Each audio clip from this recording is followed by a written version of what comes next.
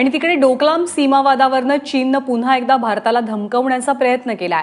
एक वेळ डोंगर पर्वतांना पाडणं सोपं आहे, मात्र चीनच्या लष्कराला धक्का लावणं कठीण आहे असं म्हणत चीनी लष्कराचे प्रवक्ते वू कियान यानं भारताला धमकी दिली आहे। चीनच्या रक्षणासंदर्भात चीनी लष्कराचा आत्मविश्वास कुणीही खच्ची करू शकत नाही असं चीनच्या लष्कर प्रवक्त्यानं म्हटलंय। तिबेटमधील डोकलाम या डोंगरावरनं सध्या भारत आणि चीन या दोन देशात तणावाचं वातावरण आहे। आणि तिबेटमधील ज्या डोकलाम डोंगरावरनं चीन आणि भारत यांच्यातलं वातावरण सध्या तापलेलं आहे, ते प्रकरण काय आहे आपण पाहूया।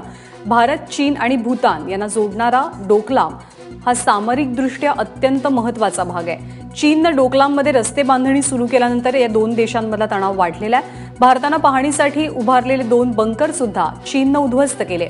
त्यानंतर भारतानं लष्कराची एक मोठी तुकडी या भागात तैनात केली आहे। चीनकडनं बांधण्यात येणारा रस्ता पश्चिम बंगालपासून केवळ 42 किलोमीटर दूर आहे। शिवाय या रस्त्यामुळे सिलिगुडीतील मानवी वस्तीवरतीही परिणाम होऊ शकतो। युद्धजन्य परिस्थितीत चीनी सैन्य सीमेवर पोहोचल्यास भारताचा ईशान्य भाग गिळंकृत करेल।